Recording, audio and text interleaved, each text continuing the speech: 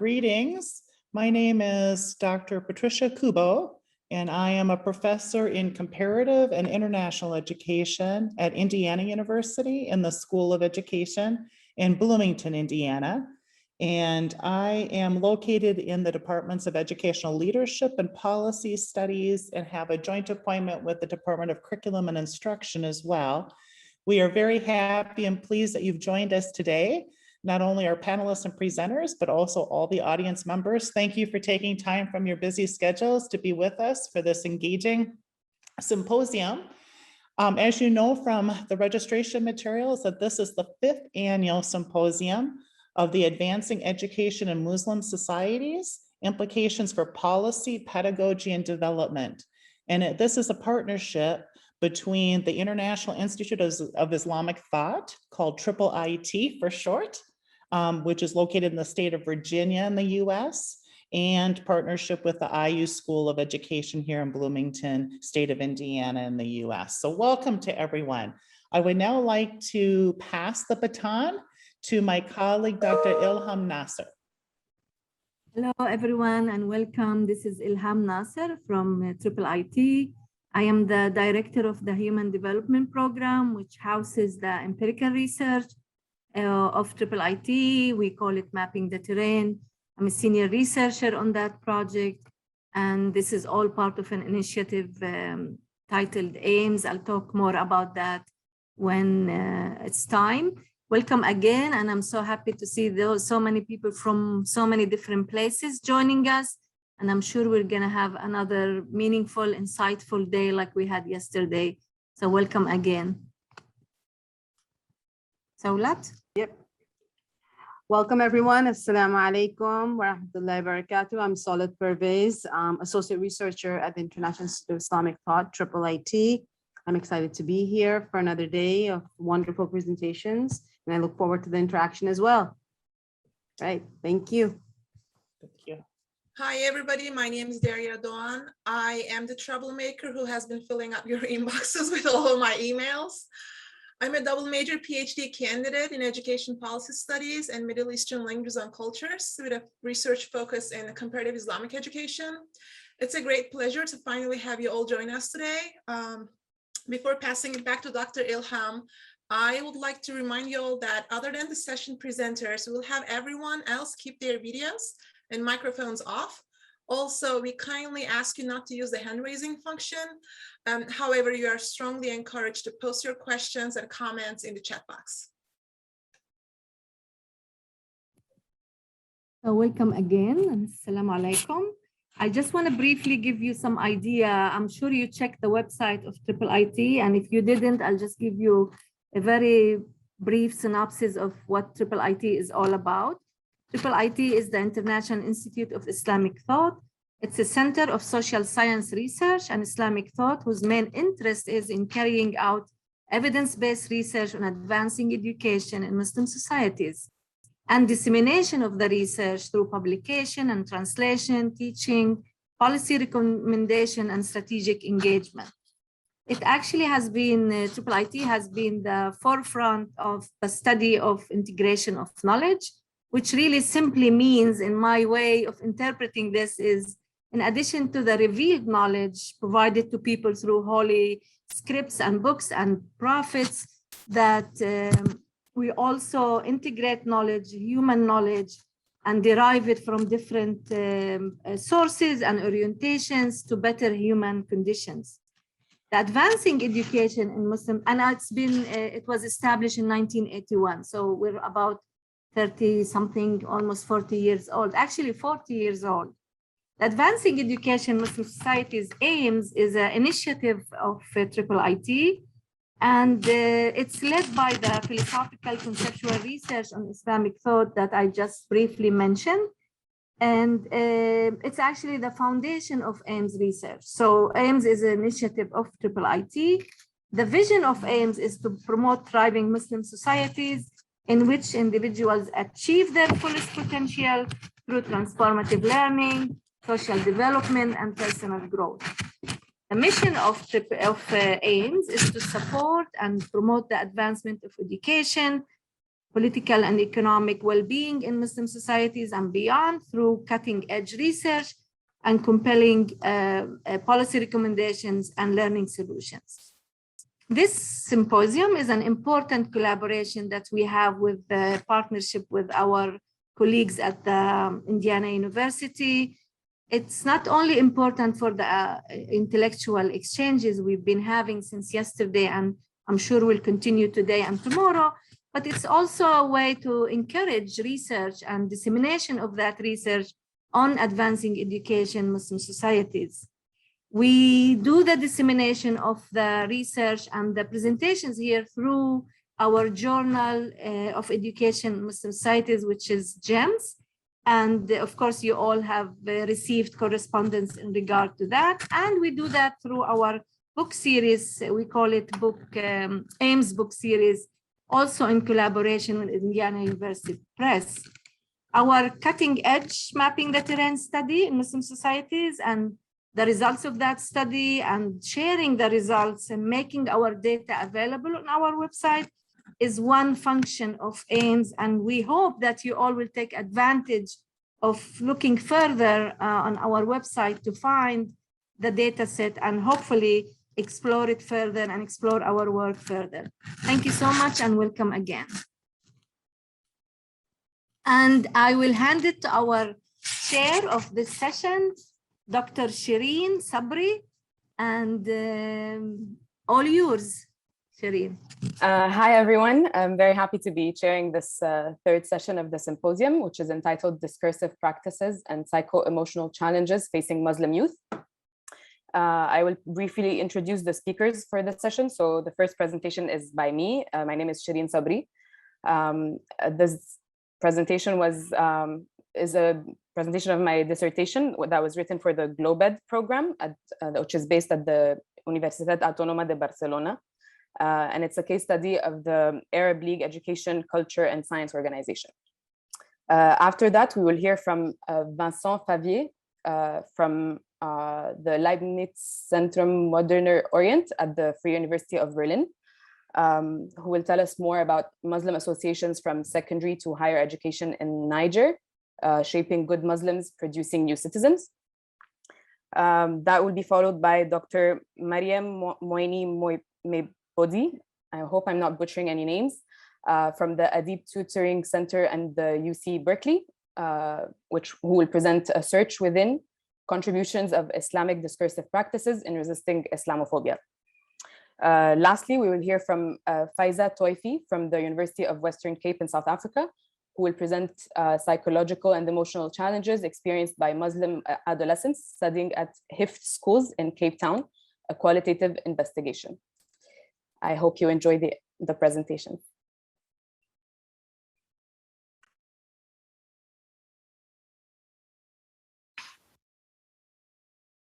Hi, everyone. My name is Sharin Sabri. I'm a graduate of the Erasmus GLOBED program, which is the Global Education Policies and Development. I'm from Egypt, which is an Arab and Muslim country, and this explains my interest in the topic. So there's been a great deal of scholarly work done around the role of international organizations in education policy making, but it can be easily argued that not enough attention is given to non-leading IOs in the field. The objective of my research was to find out more about the Arab League Education, Culture, and Science Organization, or the ALEXO, as an empirical case study for exploring the role of IOs in a regional context, especially one as understudied as the Arab Muslim world. The gap in the knowledge poses the legitimate question about why they do what they do, despite not being recognized as a major player. This leads to the following line of questioning regarding the interaction between the global and regional levels through the post-colonial perspective. Whether the struggle of regional organizations to counteract globalization has to do with the fact that they're relegated to the background of global education policymaking and what that implies for education policymaking in the Arab region. So the research focused on two main questions. What role do regional organizations play in the design of education policy in the Arab world? And how are these policies shaped by the interaction between global and regional IOs? First, I seek to understand how the ALEXO views its role within the region. According to its charter, its aim is to work for the benefit of its member states. However, as highlighted by Barnett and Finnemore, IOs exercise power autonomously in ways unintended and unanticipated by states, so they take a life of their own. The second focus of the research is on the interactions between different levels of IOs and how they influence each other, whether through cooperation, competition, or pressure. So I'll outline the key debates in policy transfer through the post-colonial literature. So research regarding education IOs is profuse, especially about the global players, the UNESCO, the World Bank, and the OECD. Scholars have noted the increasingly important role that IOs play, focusing on their capacity to dominate educational discourse and set agendas for reform at both the regional and national scales, culminating in what Finmore calls IOs being teachers of norms. I'd like to take it one step further in the post-colonial framework and treat them as teachers of Western norms, promoting policies framed as best practice solutions that are mostly important for the West. Bringing me to my next theory. So post-colonial approaches have contributed to extending our understanding of policy borrowing because, to quote Rizvi, they show how contemporary social, political, economic, and cultural practices continue to be located within processes of cultural domination through imposition of imperial structures of power. And the colonial history of the region is crucial to understand why power relations are the way they are today. Theorists such as Stone, DiMaggio, and Powell problematize terms such as diffusion and transfer, which assume a conscious spread of policies, while what can be observed is more of institutional isomorphism as a result of path dependencies, making organizations more homogeneous by emulating established organizations. So, as the case for the Alexo with the UNESCO, for example. Dominant policies in education in the Arab region revolve mainly around English language instruction as a tool for Western hegemony and privatization of education in line with new liberal policies. Finally, a theory that is specific to the region is pan-Arabism or Arab nationalism, which stems from anti-colonial and anti-imperialist feelings. In pan-Arab, pan-Islamism, pan-Islamism, and interstate relations in the Arab world, Mellon notes that most countries in the Middle East did not start seeing themselves as nations in the modern sense of the word until the 18th and 19th centuries, when determination of nationality on the basis of a shared language developed in Europe, which is interesting that this ideology, albeit Arab in principle, emanates from European examples, making it both an imitation of the West and the reaction against it at the same time. The Alexo is a Tunis-based specialized institution of the Arab League, essentially concerned with the development and coordination of activities in education, culture, and sciences in the Arab world. It was established in 1970, and its members are the same as those of the Arab League, meaning all 22 Arab-speaking states in the Middle East and Africa. The Alexo's strategic aims include upgrading the level of human resources in the Arab world, the development of education, culture, sciences, and the environment, disseminating the Arabic language and the Arab Islamic culture worldwide, and establishing channels of dialogue with other cultures. The overarching strategy of the Organization for Education in recent times has been the Plan for the Development of Education in the Arab World, developed in 2008, which has been guiding the organization's policies since. The research was a qualitative case study of the Alexo, exploring a case as one instance of a specific issue, which may suggest something about regional organizations in general. Using a post-colonial framework for the analysis, and within that framework, I've used the thematic analysis approach for identifying and analyzing patterns of meaning in qualitative data. So I've relied on primary data collected through a desk review of the Alexo's publications, so policy briefs, strategic documents, project documents, etc., and publications from the Alexo partner organizations. I complemented the research with 2 in-depth interviews with key organization staff, although reaching staff from the organization was more difficult than originally anticipated because it's not a very big organization. And although the limited number of interviewees was a challenge, they were used as elite interviews to complement and triangulate the findings rather than basing the analysis on them alone. A note I would like to add here that is relevant to my conclusion is that looking at the study from a post-colonial perspective, I think it was crucial that I'm a native Arabic speaker and not a foreigner conducting this research. I think it made interviewees more familiar and at ease when speaking in their own language and avoided the issue of having a foreign Western researcher. The analysis of the documents and the interview data revealed one main finding that I then break down into smaller findings. So there are 2 major trends that pull the Alexo in different directions. On the one hand, its foundational cultural specificity and its roots in the Arab and Muslim world. And on the other hand, the dominant global trends in education. This clearly translates into how the Alexo defines its role in the region, as well as its relationship with the global IOs. The Alexo draws its policies and strategies from 3 main sources: Arab education experts' recommendations, national level suggestions from member countries, as well as global guidelines and trends, leading to this dichotomy. The preservation of the Arabic and Islamic cultures against globalization is a dominant theme in the organization's publications. This gives us an idea of the foundational narrative of the organization and how it defines the ideology that explains its existence. It's easy to note an obvious pan-Arab stance taken by the Alexo, glorifying aspects of Arabization and subtly rejecting influences of Westernization as a form of neocolonialism. Documents often refer to the importance of using Arab expertise that is better able to understand the context in order to protect traditional Arab and Islamic values. An important emphasis is put on the Arabic language, especially glorified as the language of the Quran, as a unifying aspect, and the struggle to protect it against Western cultural influence and the hegemony of the English language in the region. So from its foundation, the Alexo wanted to be seen as a house of expertise, an expert on education policy at the disposal of Arab states. So this focus on the cultural specificity in the common Arabic language is the raison d'être of the organization. Finally, the Alexo publication suggests that the organization maintains an autonomy from both global IOs and other regional organizations. They only cooperate on issues where their agendas align. This explains how the Alexo can, for example, go against global trends related to internationalization of education and the prevalence of the English language as a medium of teaching, and instead promote policies that revolve around Arabization of education, policy that's been heavily criticized, but that serves as a good example of how the Alexo tries to constantly hold on to its foundational narrative. On the other hand, we find a strong presence of global values within the Alexo, which can seem in tension with the stated purpose of the organization. I find that although the Alexo is an inherently Arab organization, it can't work outside the realm of global policies. So the UN's SDG 4 for education, for example, is always on the horizon, and the organization's most recent work is geared towards achieving these goals in the countries, their member countries, through promoting policies related to quality of education, improving teaching practices, and access to digitalization and ICT. Strategic documents show how global values are omnipresent in their agenda setting, relying heavily on international best practices from the OECD.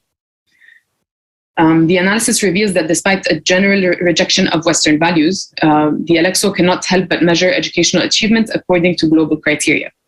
Many of the organization's publications lack necessary data, which goes further to prove their reliance on global organizations, mainly the World Bank and the OECD, which have become the de facto authority in measuring educational quality nowadays.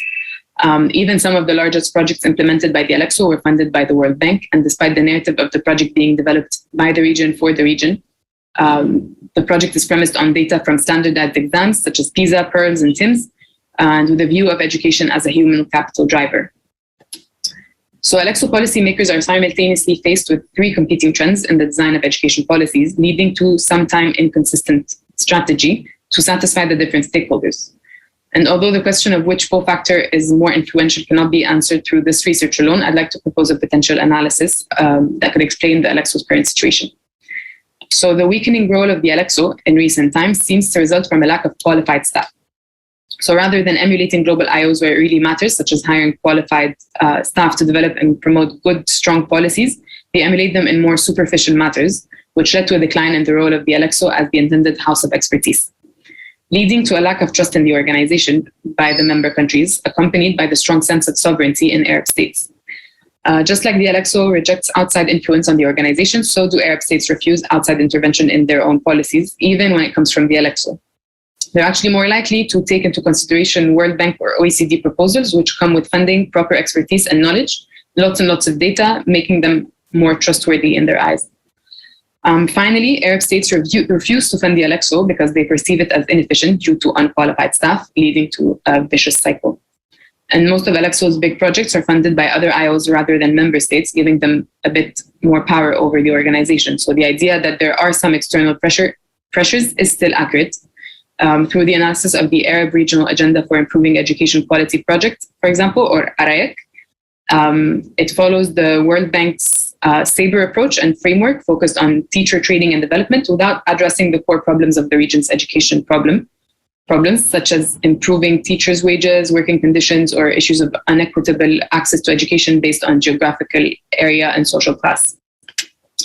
So to conclude, the Alexo is torn between two trends, hindering its policy-making process, and instead of benefiting from its strategic position between the global and the local to balance between needs of states and existing knowledge outside the region, the Alexo is left drifting between sometimes opposing trends.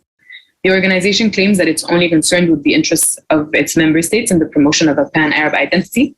However, there are many aspects where it emulates global IOs. The LXO seems to be struggling to establish a strong position for itself within the region, where other players have more influence on the policy-making processes, including global IOs, but also national governments. And as opposed to what Barnett and Finnemore postulate about IOs becoming autonomous of nation states, the LXO ends up not really transcending the interests of its member states, but remains restrained by them, going back to the idea of sovereignty. But despite all of that, the LXO will keep fighting for its ideologically and culturally specific foundational narrative because, as one interviewee said, removing this ideological side from the LXO will essentially signify it has become obsolete. Finally, my main recommendation for future studies is that there's a strong need for more localized research about the region as the best way to deconstruct post-colonial structures. Western leading research and policies have been dominating the narrative for the recent past, and the current scholarship ignores a large part of the world. A better understanding of the available resources in the Arab and Muslim regions could allow their more efficient use in education policy making to better benefit students from these areas. A mix of global and local resources should be used in order to advance education in Arab and Muslim societies. Thank you.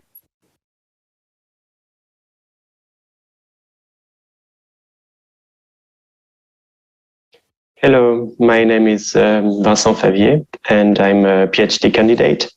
I'm doing research on religion at the Université Abdou Moumouni in Niamey in Niger. I'm affiliated with Leibniz Zentrum Moderne Orient in Berlin and the Freie Universität in Berlin as well, Germany. The title of my presentation is Muslim Associations from Secondary to Higher Education in Niger, Shaping Good Muslims, Producing New Citizens. So briefly about Niger and the historical context. Niger is a West African country located in the Sahelo-Saharan area. Former French colony, Niger obtained its independence in 1960. Niger is a constitutional republic largely inspired from the French constitutional model and political culture, which means that the state and its institutions are officially secular. The democratization process of the 90s was largely initiated by students who organized massive demonstrations at that time against military rule. Liberalizing policies brought about a so-called re-Islamization of society. Indeed, citizens were given new civil rights, especially press and association freedom. In the same decade, an Islamic reformist movement from northern Nigeria called Izala spread to Niger. This movement calls for a strict observance of the Sunnah of the Prophet and a rejection of all innovative practices. Inspired by this movement, the Association des étudiants musulmans du Niger, AEMN, was created in 2010. It replaced another association that had been dissolved by the state in 2000 following riots. So the association is present in all Nigerian public universities. At Université Abdou Moumouni, UAM, the AMN branch organizes diverse activities. It invites Islamic scholars to give conferences. It has dawah committees that offer to learn Quranic reading, fiqh, akidah, or hadith. The association manages all campus mosques. It has its own bookstore, a library, etc. But the AMN doesn't limit itself to public universities. It developed partnerships with other associations. The Club des Jeunes Musulmans, Muslim Youth Club, present in high schools, and the ANASI, Association Nigérienne pour l'appel et la solidarité islamique, a Nigerian Association for Islamic Call and Solidarity. The members of the latter association are usually officials and senior executives. And as the number of private universities increased in recent years, the AMN developed partnerships and extended its activities to other institutions of higher education as well as a private institution. So my theoretical and research questions are first, what kind of activities does the AMN organize on campus? What discourses emerge? What do these activities highlight in terms of education? What does the extended collaboration with other associations reveal in terms of strategy? and what are higher educational institutions expected to do for individuals and for society, and how to educate. So this would be the broader theoretical debate about the philosophy of education, difference in education systems and conceptions of education, especially how knowledge relates to ethics, morality, and freedom. So the literature review now. Abdullah Sunai, who is actually my supervisor, is an anthropologist, has written a lot on Isala, Salafism, laicite, and the state, and also on Muslim student associations. There is also Abdul Rahman Idrissa, a political scientist, who wrote mainly about the relationships between political and Islamic leaders and on the consequences on society and state institutions. One may also mention the works of Olivier Meunier about Islamic education and schooling in Niger, but he focused mainly on primary education. So my approach seeks to give new insights by focusing more exclusively on the nature of AEMS activities, on their educational agenda, and on their activism within and outside the UAM. About my methodology and methods, my main focus is on the UAM campus and on its main association of Muslim students, the AMN. During different fieldwork sessions, I attended several activities organized by the Association of Muslim Students on campus. I collected that data through participants' observation, through informal discussions and formal interviews with Muslim students on one side and association members on the other. I also paid attention to the attendance in every activities they organize because it may vary a lot also. Data about the Muslim Youth Club and the ANASI, the senior association, was mainly taken from the existing literature. I didn't attend any activities among these two associations, but I focused more on AEMS activism and collaboration with these associations. Part of my methodology is also to confront different points of view and balance the picture through different perspectives. So beyond an apparently large consensus about Islam on campus, there are also critical voices and different visions of academia and of Islam, actually. So the findings. The AMN has two central objectives. It seeks, one, to disseminate Islamic knowledge and improve its understanding.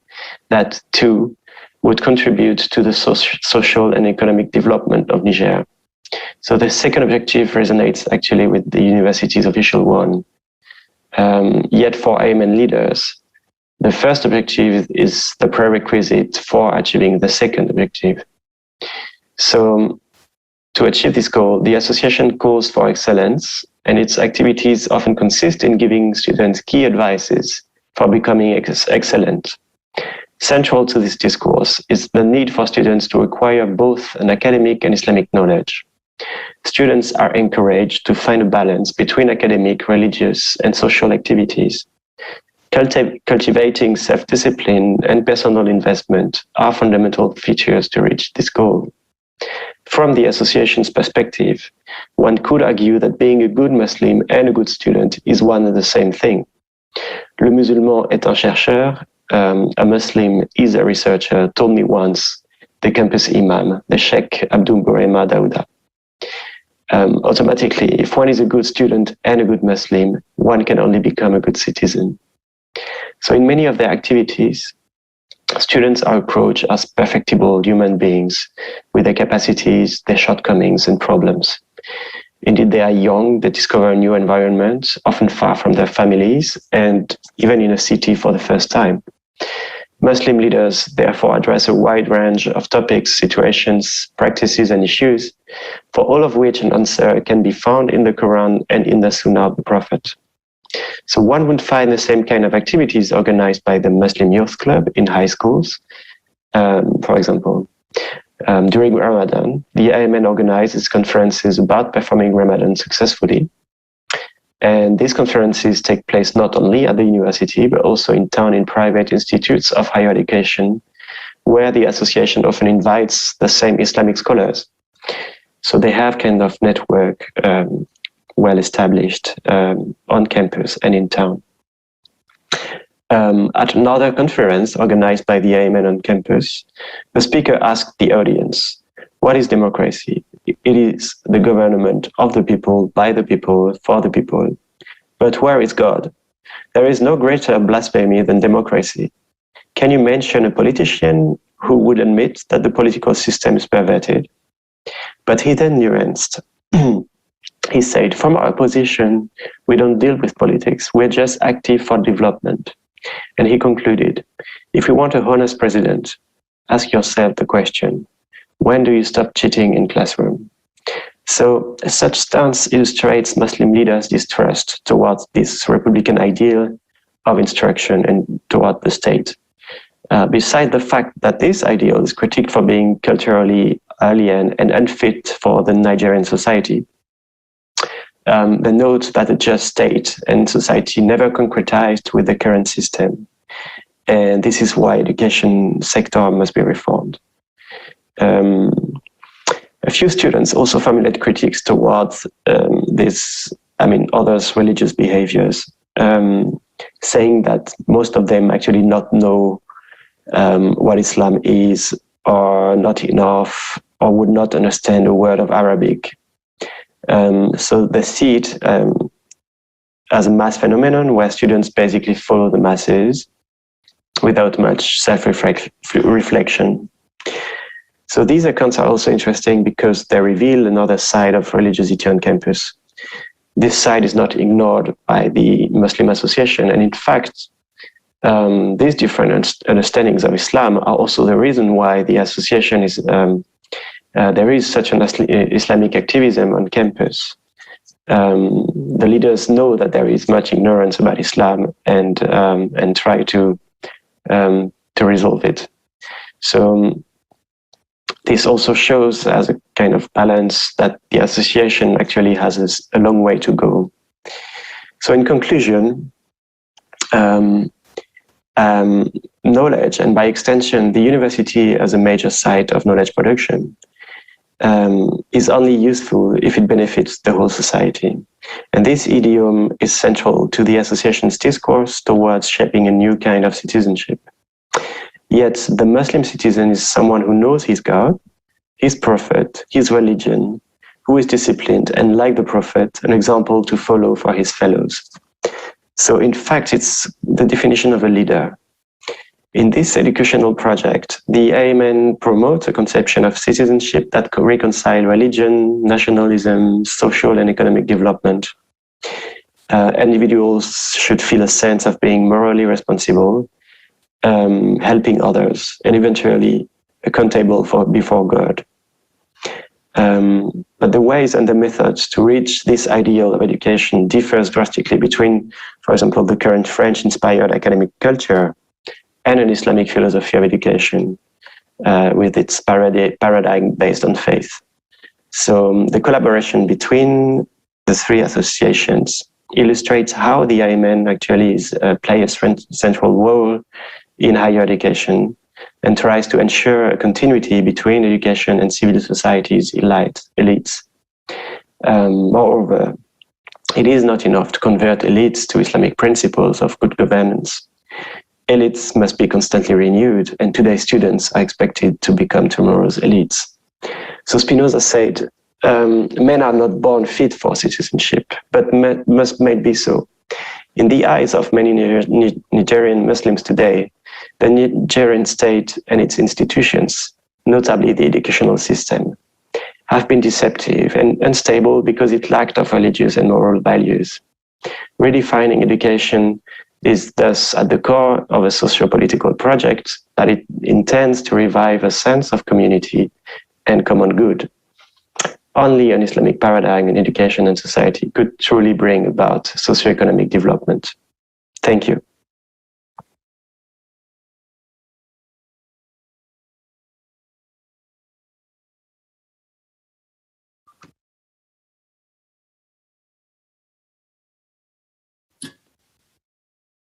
Hello, everyone. My name is Mariam Moini Meibodi. I received my PhD in May 2021 from the Graduate School of Education at University of California, Berkeley.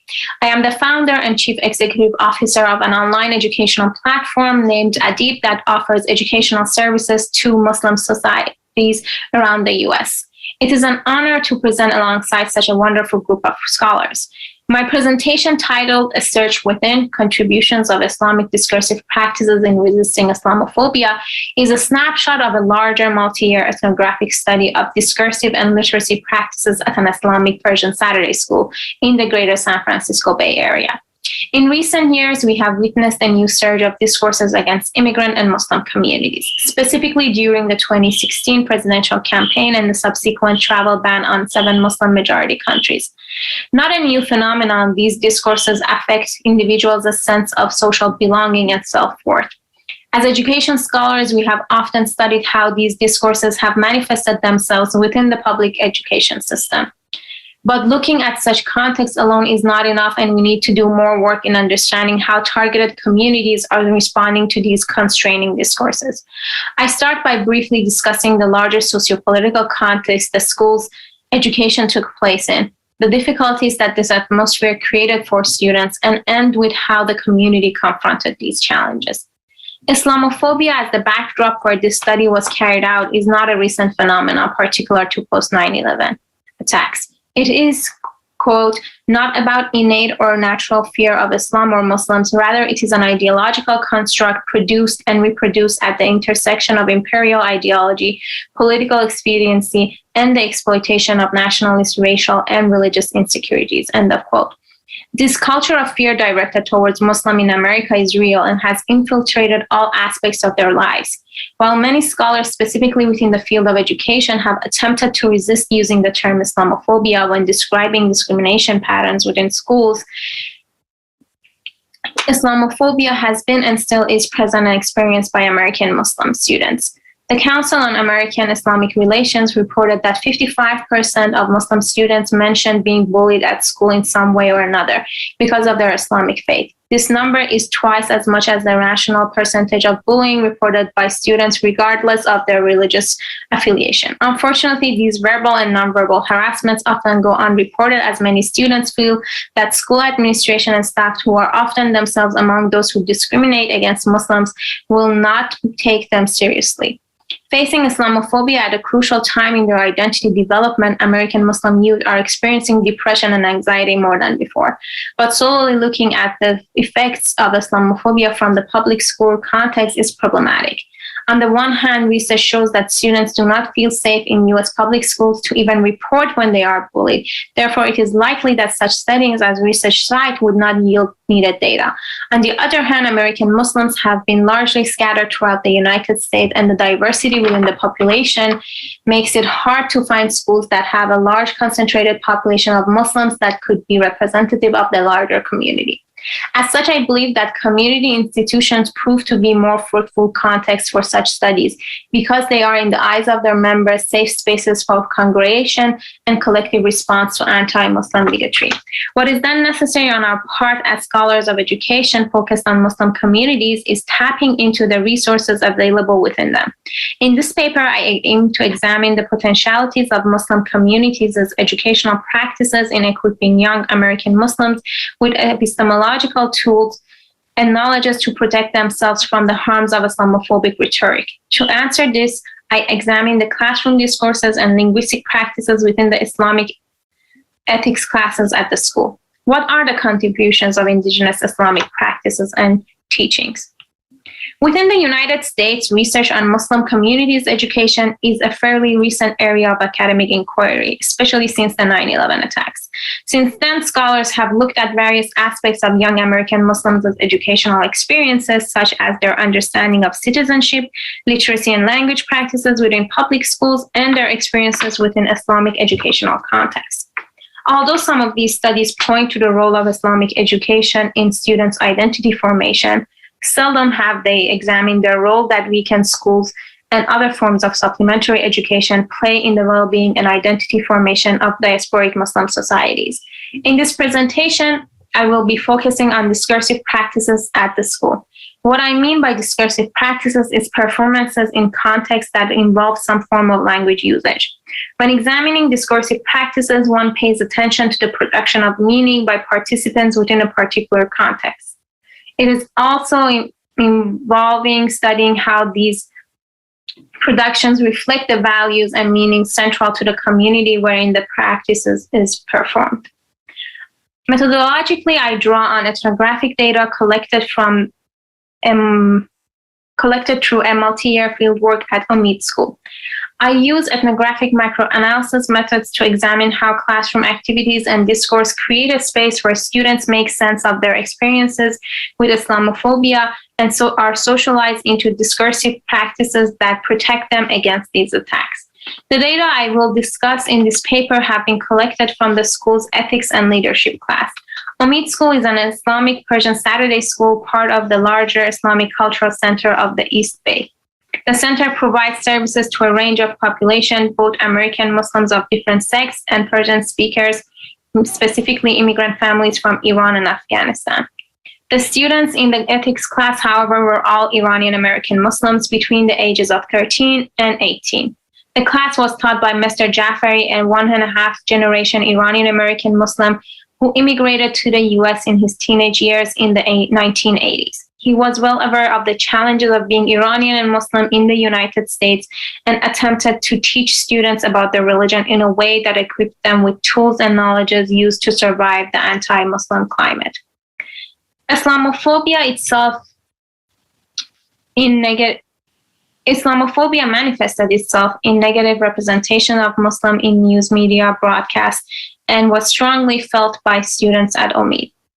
They often felt that this negative representation detached them from the American society and isolated them as a religious minority. In favor of time, I will not read the experts out loud. The homogenized representation of all Muslims as violent and dangerous negatively impacted students' sense of self-esteem as well as their sense of belonging to the American society. American Muslim youths like Farishte often felt that being portrayed negatively limited how they presented themselves in the society. In order to compensate for this, the ethics and leadership class provided a safe space where students were able to openly share their feelings and make sense of the injustices they were witnessing. Within this space, students would also engage in the discursive practice of debating, where they would take opposing positions on controversial topics related to their Islamic beliefs. The following excerpts are part of a larger debate where the teacher, Mr. Jafari, asked the student to convince a Martian to become a Muslim.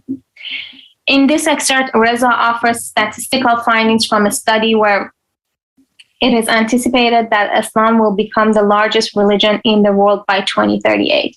This argument implicitly positions Islam's worth of pursuing in its rate of growth, justifying that since many other individuals are pursuing the religion, therefore the Martian should also give it a chance. This answer still does not convince the Martian. Mr. Jafari then suggests students to use examples of successful and influential American Muslims like Kareem Abdul-Jabbar and Muhammad Ali. By this move, he is relating students to other Americans. In other words, framing Islam and Muslimness not something separate or foreign to the American context, but very much American with history and roots. This framing can be considered as a response to feelings of othering resulting from negative portrayal of Muslims. Next, a student attempts to discuss the impact of Islam on one's quality of life. Here, Nazanin attempts to mention a more practical reason by arguing that Islam helps them to have a healthier life by giving them guidelines on what to eat and not to eat. However, the Martian is not convinced and puts forth a counter-argument. Although Hasti refutes it, the Martian insists on his original stance and wants to hear a more convincing evidence that Islam is actually making their lives better and them more successful individuals. Unfortunately, none of the students are able to provide such an answer. Mr. Jafari points out that the reason why none of the students were able to convince the Martian to convert to Islam was that none of their arguments were genuine because they still doubt the religion and are not convinced about its potential. He then finishes the class by telling the students what he would say to the Martian. Mr. Jafari's answer provided a more personal account. He spoke about his own journey in discovering and embracing Islam as an empowering religion that helped him grow and move towards realizing his full human potentials. He was able to position Islam and its messenger as catalysts of change, a change that happened through learning and thinking and encouraging people to think critically. Through learning and educating himself, he realized that the ultimate goal of humanity is to become a complete person. Islam provided for him the context and practices through which he could connect with humanity and learn by connecting to his own roots and origin. Despite hegemonic discourses that limit the realization of humans' full potential, some targeted communities engage in pedagogical practices through which they come into realization of their inner self-worth. Debating in this particular situation played a threefold role. It played a critical role in confronting feelings of shame and low self-esteem often felt by the students. If we consider the realization of dignity, the very feeling of self-worth and self-respect as tied to social relations, Islamophobia created a participation framework that restricted these students' meaningful participation in their larger society. The discursive practice of debating disrupted this participation framework by modeling how one ought to talk and represent Islam.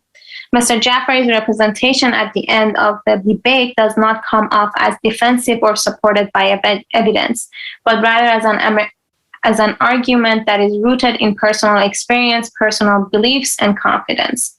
As such, it was also a learning experience for students to realize the weakness in their own knowledge of and belief in Islam. It encouraged them to dig deeper into learning and practicing Islam in order to be able to make convincing arguments. Finally, debating in this particular example was also a form of invitation. Within the Islamic tradition, this form of debating is called dawah. Dawah literally means issuing a summon, invitation, or call in Arabic, and generally refers to the preaching of Islam.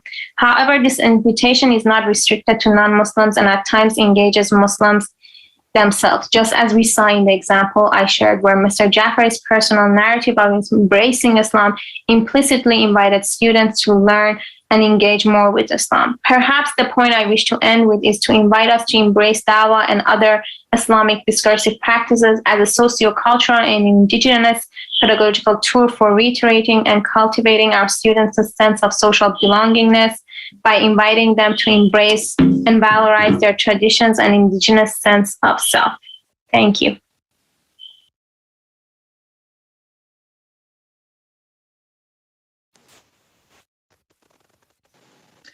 Assalamu alaikum wa rahmatullahi wa barakatuh. Good day to everyone. My name is Faiza Tawfi and I will be presenting my study which focused on the psychosocial and emotional challenges experienced by Muslim adolescents studying at Hifz schools in Cape Town. The study was conducted under the auspices of the University of the Western Cape in South Africa.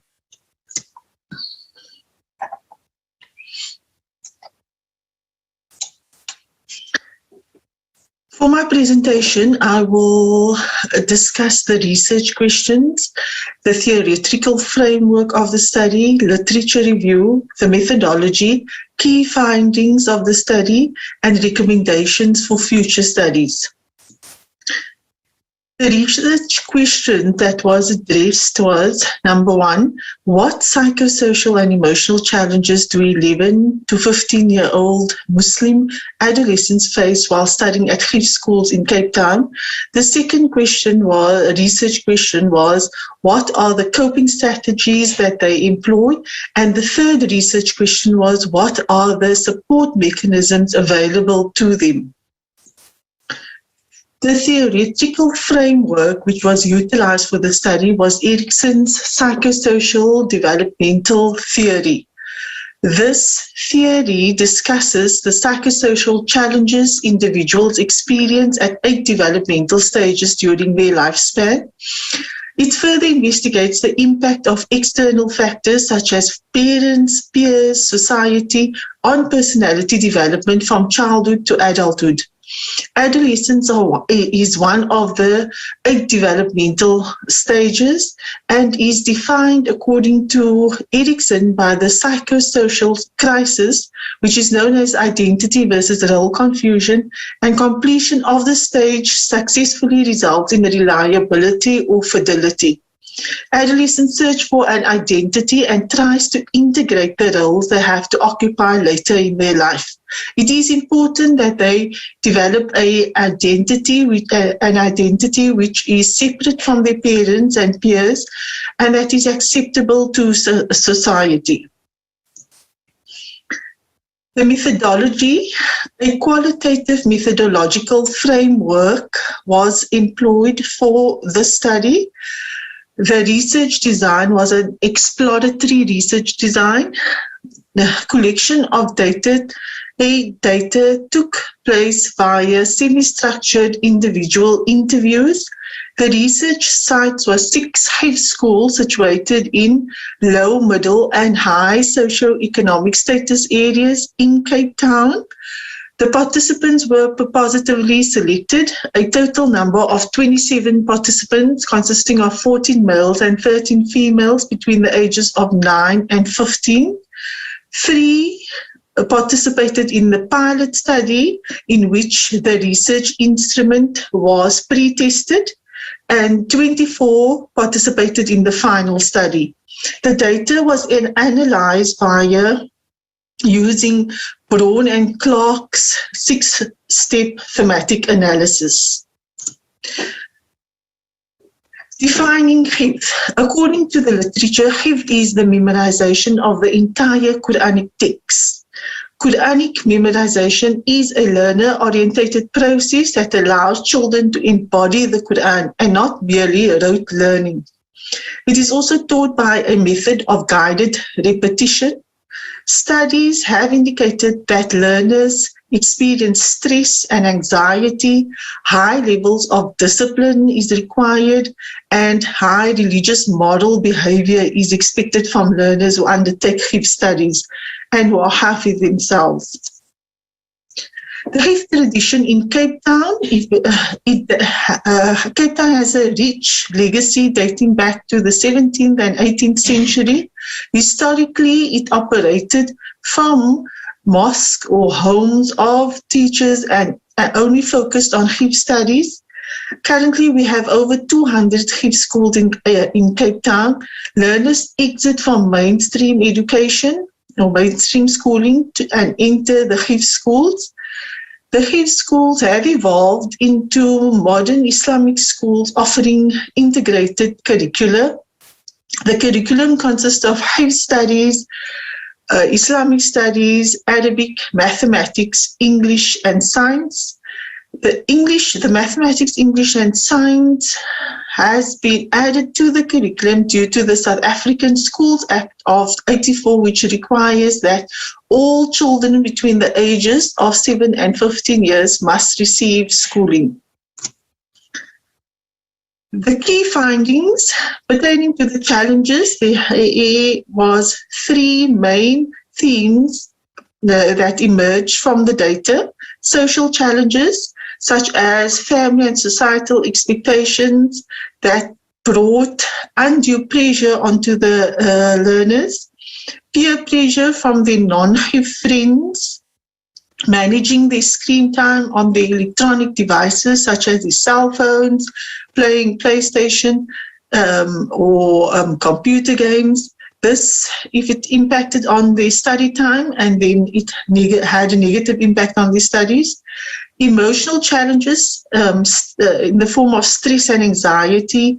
Learners complained about experiencing headaches, immense sadness, feelings of despondency, which was caused by daily setbacks and them not knowing their lessons or not performing as well as they expected to perform. Participants who experience personal problems such as the death of a loved one or parents going through marital problems or divorce, this impacted negatively and caused emotional distress to the learners, and they were unable to focus on the studies during these periods where they experienced these personal problems. Academic challenges were in the form of the mathematics and English classes, especially during the exam times or when they got homework. They felt that the participants felt that it impacted on the time that they had to spend memorizing or revising their work, their hifz work. Teacher attrition and teacher styles. There were participants who indicated that they had up to 3 to 4 teachers during one academic year, and this heavily impacted on their progress and because each teacher has their own style and own program that they utilize. Also, adjusting to hifz studies. This was especially relevant with first-year students where learners leave mainstream education and enter the hifz schools, and the program between the two schools are vastly different, and learners require the necessary support to adjust to the new schooling system. The coping strategies that they employ to mitigate these challenges are parental involvement, leisure activities, and personal coping strategies. Personal coping strategies included time management, having a study program and sticking to it, being self-disciplined, having high levels of resilience, especially when they experience setbacks, and also religiosity. These were important personal coping strategies that help mitigate the challenges that they experience.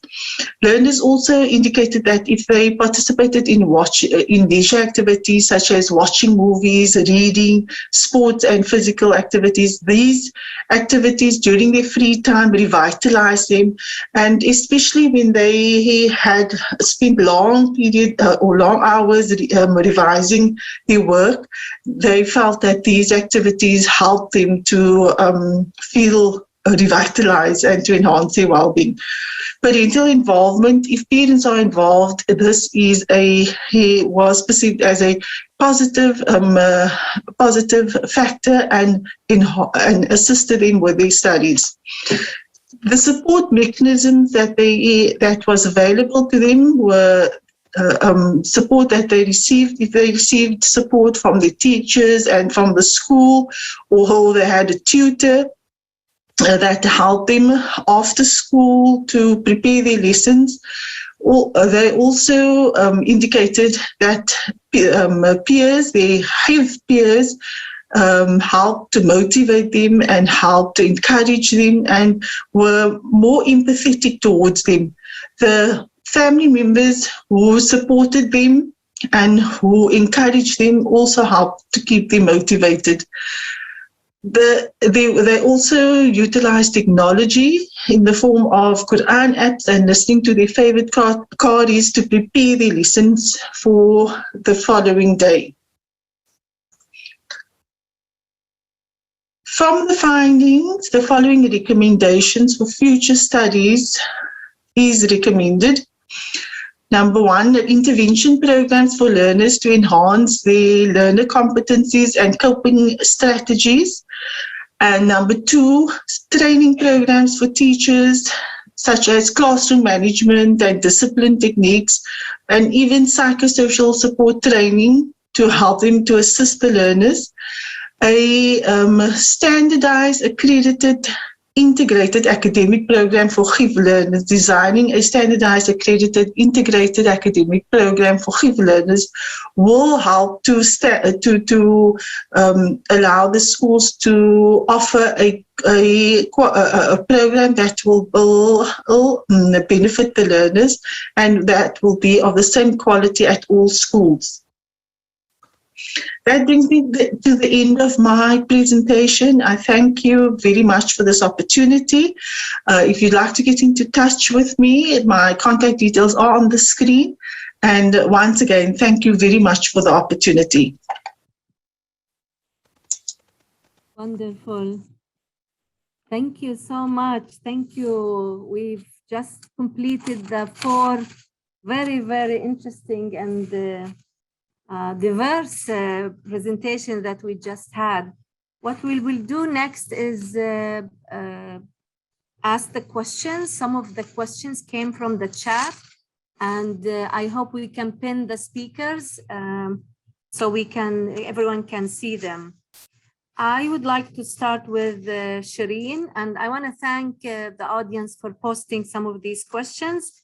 I will start with Sharin. One of the questions that were asked are around this issue of government intervention and involvement, and how can Alexo stay away from the involvement of governments in the region, and then of course how these were, the activities were welcomed by the Arab world and governments in the Arab world. I think these would be, I would consider those clarification questions. I know you addressed some of, at least the first one, how do they deal with the intervention, but maybe you can clarify a little bit more for us. Thank you. Yeah, of course. I mean, I wouldn't say that the Alexo got involved very much in, the conflicts, but of course it was affected. Definitely, like I heard from one of the interviewees that the conflicting countries would always like reject the other countries' suggestions or proposals. So that obviously hindered their work a lot. It kind of led to a stalemate. But I mean, overall, because that's, I think your other question is that there is not that much influence from the Alexo anyway on the Arab region. That's what my conclusion was, is that global international organizations tend to have much more influence on national policy making.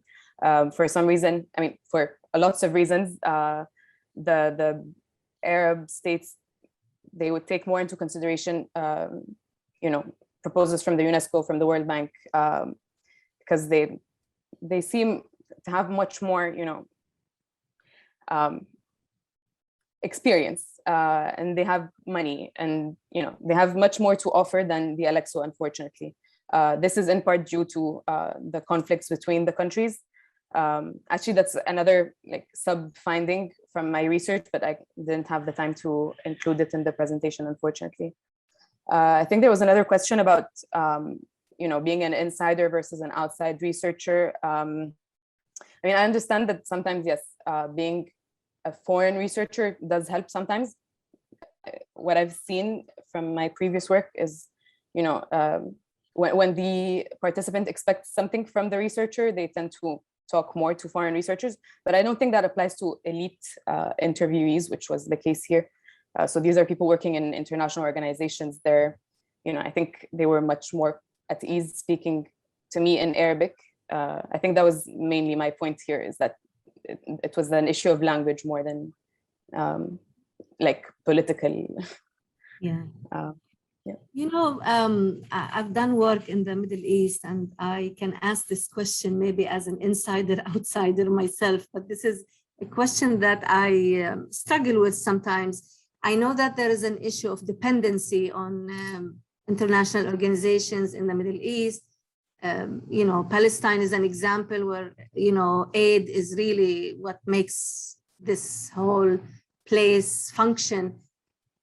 But at the same time, we in the Arab world take the money from international organization, but then we call them post-colonial. What is your solution based on your study? Where should we stand? And maybe that's even a question for Niger. I've done work in Chad, and same thing. They'll accuse me as I'm coming here representing the American government or whoever, and we don't want you, but at the same time, we do want you. So this dichotomy, this conflict between we want the money or we don't want the citizenship, the democracy. Someone said that democracy, I think, Vincent, you said democracy is blasphemy. There's no blasphemy worse than democracy. Let's understand, and I'm being critical here to encourage you to have a dialogue, but also to inform us. Help us understand, what do we want? What do your subjects really want?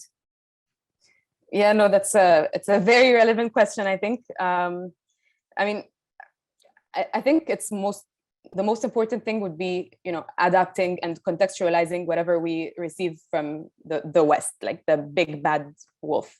Of course, the Middle East definitely needs this aid money, or otherwise they would not have, accepted it, and along with all the conditions that it comes with. So I think, it's just having the necessary expertise, on the ground to understand and analyze what we can agree to and what we should not, which is, it's a very big debate. I agree.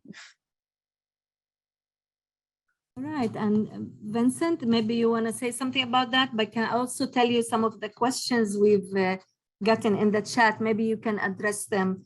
My question was, all of your results sound like, and I'm not sure, but all of your research was done in an all-male university or school. Again, I know that, madrasas and universities in Niger, I know in Chad too, they're separate by gender. Were these results only applicable to men, not for women? And then there was another question for you from our audience regarding, Sufi-Salafi conflict. Does it spill over in these kinds of institutions? And where were the scholars trained? The person who asked said, oh, if they were trained in the Arab world, then did that impact who they are? So maybe you can address those questions, those three, in whatever order you like. Yes. Okay. Thank you. But maybe just to react on what you said to Sharin before I forgot. It's also very, I think, part of my fieldwork was this very interesting tension between the Western model and the Islamic one, and all the debates we have, or even within the same associations, you would find different voices, like different affinities to a more Western-based knowledge and Republican principles, and then some more Islamic values to bring in also. So this tension quite really happens on campus, because it's a space of debate, of discussion, and I think it's very interesting to see what's happening now in Niger as a kind of, on one side, a kind of resistance towards the Western academic culture, and at the same time the need to take it as a means of socio-economic development, because they are very aware of the value, of the system, of what they need to learn in order to get jobs in society and so on. So this was maybe just a quick comment on that. And then about the Salafi-Sufi relations, of course, they are the two main movements, Islamic movements on campus. But the AEMS, the Association des étudiants musulmans du Niger, is the one that actually controls most of the campus. All the mosques are managed by the associations and so on.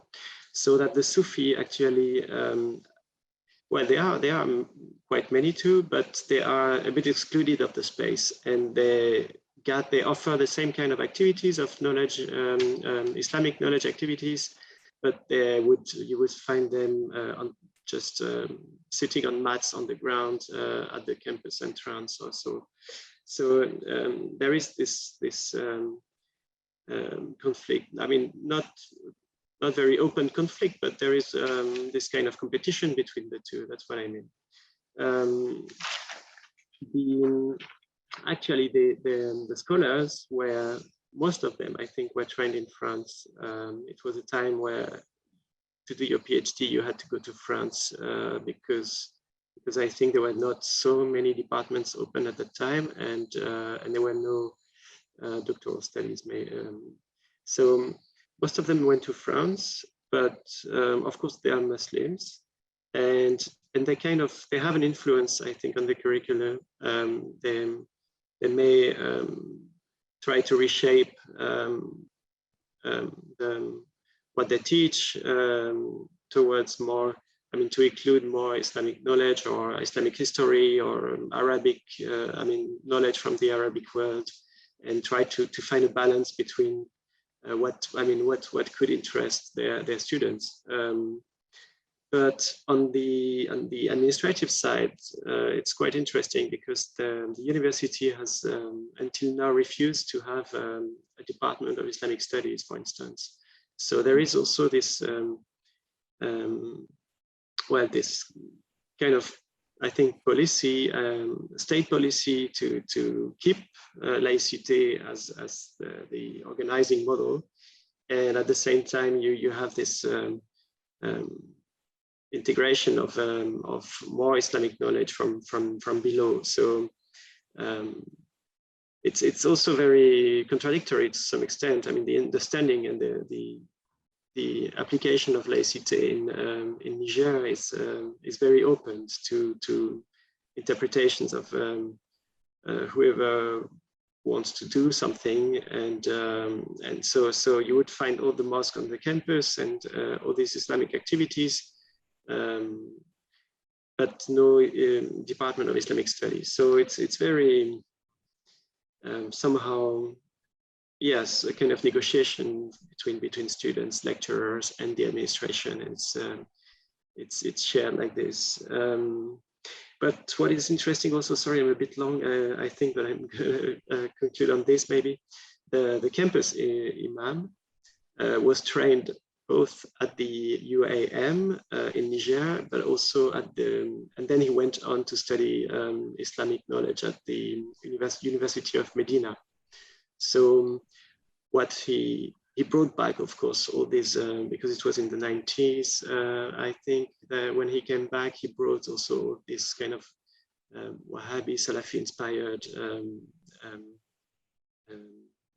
interpretation of Islam back to the campus. And of course, it's the mainstream actually now on campus. So yes, I think the gender issue where the interview is the gender question, of course. For now, you would find around 20% of female students on campus. It's not segregated except for prayer, of course, but there are a lot of Islamic activities organized only for women also. And if there are some shared activities, then they would just sit separately, but actually it's quite including. But there are very few women who participate in this kind of activities, but there is on the side of the association, there is a branch of the women organized branch, yeah. It's interesting, Vincent, because yesterday we had a presentation on La Cité in France, and I did not know what it really meant, but someone talked about it in the context of France. And now you're saying that they're doing the same kind of education system in Niger, even though it's a very different culturally, socially, system and society, so religion and all of that. But it's interesting that, I'm happy I've learned about it prior to your presentation as it to France. Thank you. And I think I could add something on this. I think it's very interesting. What's happening in France actually is very much reflected in Niger, because the principles of laïcité are such distorted in France that you cannot really see it as a way to organize society in Niger, because it's they're really quite follow what's happening in France, and when they see what's going on, they would think, well, this is not a Republican principle; it's actually anti-Islamic. So why should we comply to this? Yeah. Right. Thank you so much. Very, very interesting. Thank you too. Question now to Dr. Mariam. Since the school you research sounds or seems like it's an Iranian Shia school, there was a question on how is the perception of Islamophobia different in that context. I also had a question in regard to your research. You talked about the fact that the students in debating had a sense of low self-esteem and guilt. If you don't mind clarifying for all of us, how did you get to that conclusion from your interviews, what kind of signals or indicators you had to determine that, if you don't mind addressing that as well. Sure, thank you so much for your questions. I will answer the last question first. The students had usually journal entries that they would, the instructor would give them questions to work on the week. And I think I mentioned one excerpt in my slides where they expressed how the Muslims were being portrayed in the media, in the public, and often in their conversations, in the video recorded conversations during the classroom. They would be telling how in schools they would hear Allah Akbar jokes, or like have students hijabs being pulled off.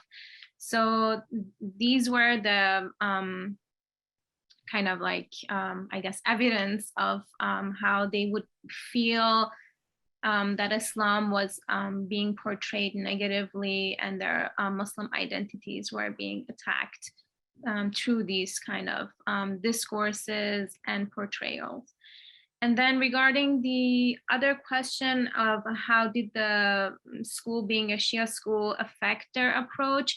So often in the classes, they would talk about the Quran and the Islamic faith, and then they would also cover the Islamic history, and as also the Shia history, and also like discuss the lives of the Imams, the 12 Imams.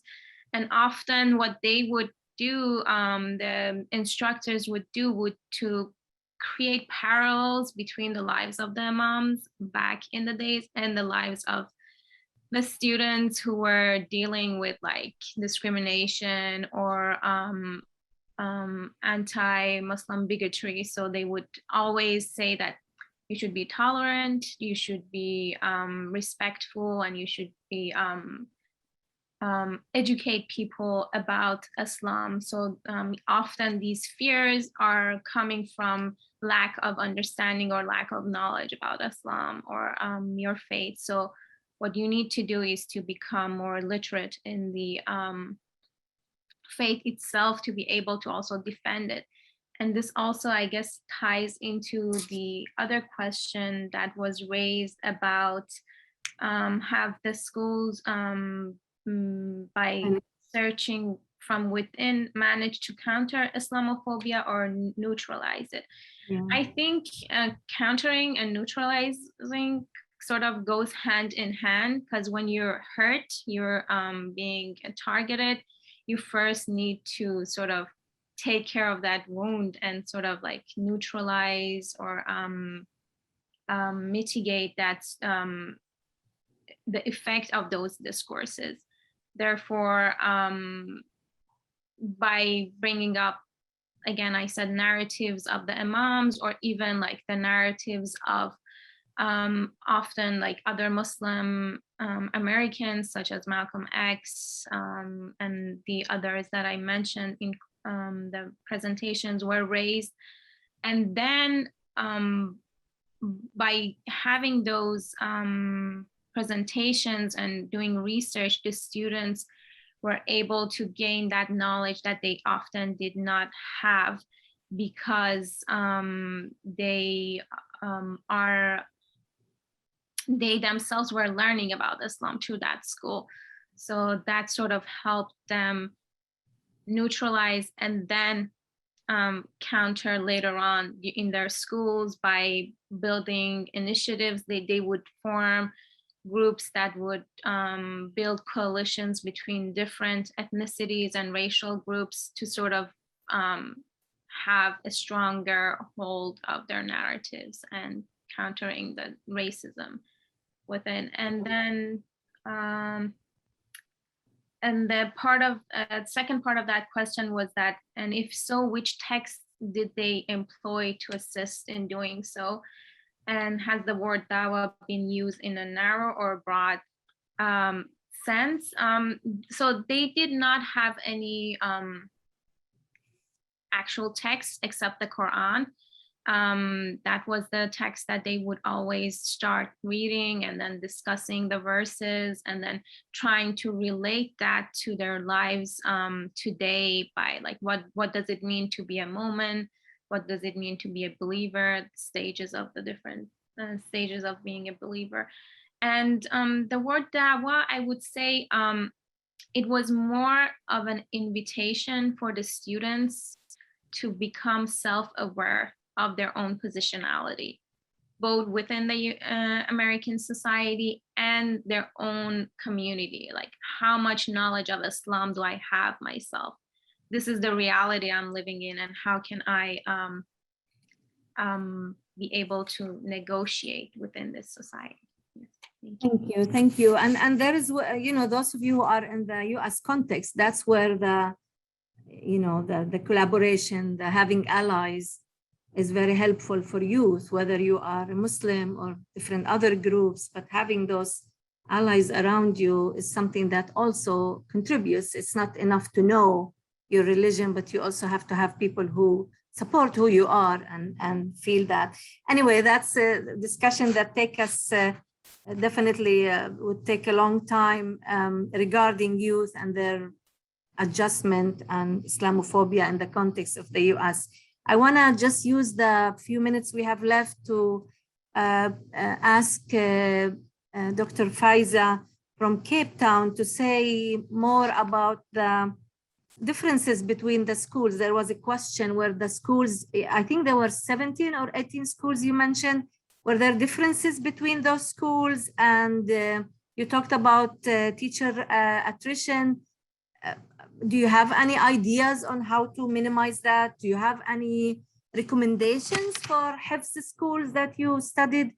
What do you think should happen? I think I'm also here giving you a question that might be a little bit further in your research. I know you want to do more research, but okay, so what do we do for these kids to help them in their schools and so forth? And we need you to unmute yourself. Oops. She's not muted, but something might be off Yeah. with her audio and microphone. Yeah. Ooh. We can't hear you, Dr. Faiza.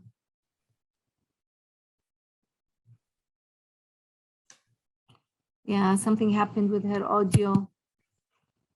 Try going over to the microphone and the little caret arrow that's next to the microphone. Click on it and go to audio settings. And just check that you do have your mic. Sometimes it will switch on and off. Yeah. I've had that happen. Yes, yes. Can you hear me? Yes. Hello? Wonderful, yes. Oh, I'm so sorry about that. I'm not sure what it was, but It happens sometimes. Perfect. My headphones on. With regards to the questions that you posed, I know we're running out of time. So I'll address the question with regards to how these schools differ. There were 6 schools that participated in my study. And in all these 6 schools, there were different curriculum. And the reason why the schools differ in terms of what they implement or what sort of subjects they offer, I would say one of the observations that I made was that there is no overseeing body at the moment. So the schools tend to draw up their own curricula and they would then implement it. And these curricula would differ from school to school. There would be, the main focus is at all the schools, but not all of them offer maths and English or Islamic studies or Arabic. So yeah, the main problem I think is that they need an overseeing body to regulate the schools, to monitor what they are doing, and to standardize the curricula. Then with regards to the question in terms of attrition even, if there would be sort of a standardized programs and also policies, then these schools would follow the same or follow standard operating policies. So each school would do their own, follow their own HR strategies to help reduce attrition at these schools. And they also, of course, because of the problem that with attrition was, what I found was it was mainly at the female schools. So you'd have separate male and female schools.